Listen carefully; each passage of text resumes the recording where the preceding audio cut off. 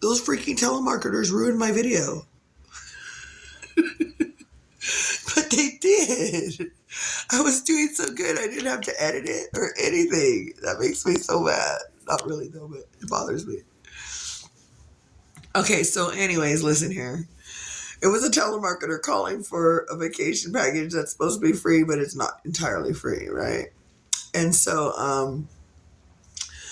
the case is that it screwed up my video, and now I'm making another one, and I forget what I was going to talk about since the video changed. Oh, vacation. Okay, because the video's changed, so I'm going to download that video, but um, I just think, okay, so let me see what I was saying about yesterday. So yesterday, I couldn't freaking, I heard on a YouTube um, tutorial on how to make YouTube videos, you should show your hands a lot. Right? I don't remember why, but it has something to do with being genuine, I guess. So, anyways, and I am, but my hands, I want to hide myself somehow. So, anyways, listen. So, I was leaving the video, I was making the video early, just a second ago before the telemarketer called for a free vacation that wasn't free. And so, don't you know, I was about to talk about whatever I was talking about, but then the telemarketer called and it's about vacation and it's not free vacation, but they said it was. Okay, so I didn't bring out all my bag. I have a purse, my purse, of course, and at night, no matter who lives with me, even right now, it's just me and my kids. And that's normally how it is. But the point is that I don't really, okay, I always lock my house up. My house is locked up all day long.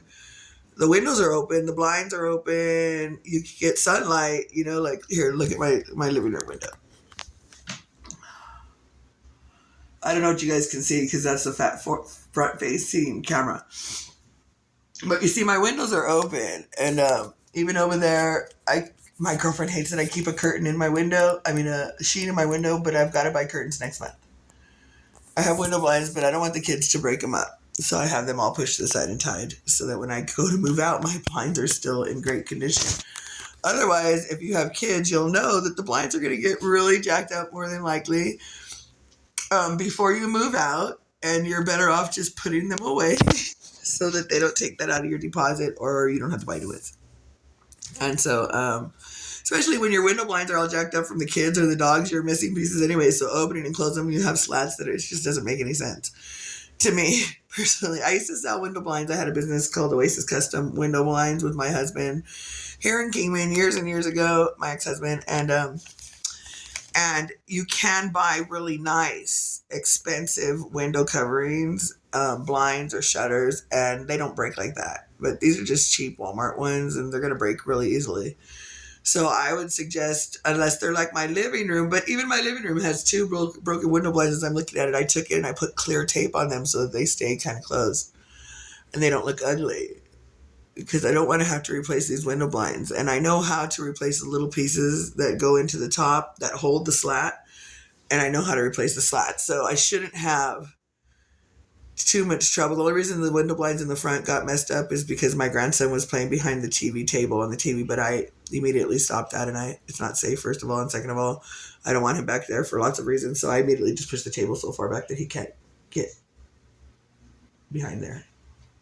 And, so anyways, I usually have my house all locked up, and I can't recall why I was saying that. Either way, my house is always locked up. I haven't even medicated this morning.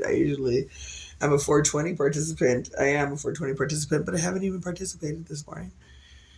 So I have issues because I almost died last year, and my mind got fried, I think. So I don't remember what I was going to say about all that, but what I was thinking that since the video ended, that what I should talk about, because my video ended when I got a telemarketer scam call right now, right? So the cases, I'm trying to fix this cord. The cases that, there we go. The cases that I was thinking I should talk to you guys about my vacation. Oh, and then I started to talk to you about my purse. That's what happened. So at night when I go to bed, this is my spot in the living room, in the middle of the big sofa or whatever sofa's right here. Okay, because I've changed them recently. So whatever sofa's sitting right here, this is my spot. and I watch my television, and I can get up and do what I need to do. And my kidneys hurt a lot lately, so I don't choose to get up a lot, but I need to walk.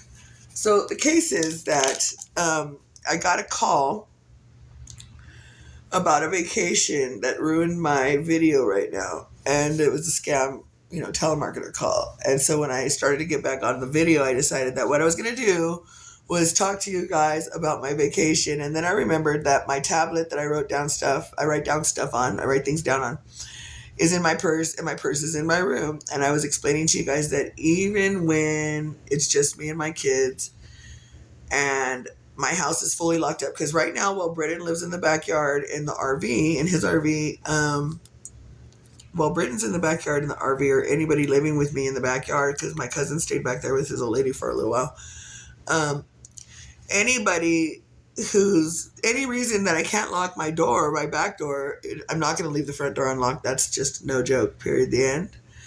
And I don't like to leave the back door unlocked whatsoever when we go to sleep. I don't like my stuff unlocked. I'll leave the back door unlocked, for whatever reason. It's a sliding glass door for whatever reason, when I feel like I should. But other than that, I don't. I've raised my kids like, you've got to keep the doors closed. You've got to keep the gates locked. It has to be. I usually have a gate in my front yard. I usually don't move to a house unless I have a gate in my front yard. And then my gate in my front yard has to be locked. Everything has to be locked. Everything has to be enclosed. I don't like anybody to be able to walk up to my door without my permission. I don't want them to walk onto my premises without my permission at all. So I've been really sick this last year, and I've gotten my life back together. I got into a really crummy relationship in 2013, got back into a really crummy relationship in 2013 with my son's dad. And I lived in a house nicer than this. The next house I moved into was probably a little bit nicer than this. The next house we moved into was definitely the bombest house ever. And then out in the mountains, in Mountain Center, like with no neighbors. It was just the bombest house with lofts. It's the grooviest place ever. And so finally, my kid's dad wore me down enough where we didn't even have a house. We went traveling across Colorado, which was badass, all the way to Colorado, which was badass, but we did it really inappropriately in the sense that we were using and doing bad things. And so then finally, when I'm like, no, hell no, we have to settle down, he went to prison. And then I got a nice golf course condo again. And then when he got out, and I had two houses when he came out of prison, actually. I had a 3-bedroom, 2-bathroom house in Bullhead City, a nice house. And Rio Grande, it was on Rio Grande, badass house. And then that I got by myself on top of it. It was a newer house. And then with a fully fenced yard, fully fenced house. And then I already had the condo at the golf course where literally you walk outside and across the street is the golf course. And this fool makes me eventually move into a freaking trailer. But those are my choices. So anyways, I'm back at a nice house. I'm on a golf course again, and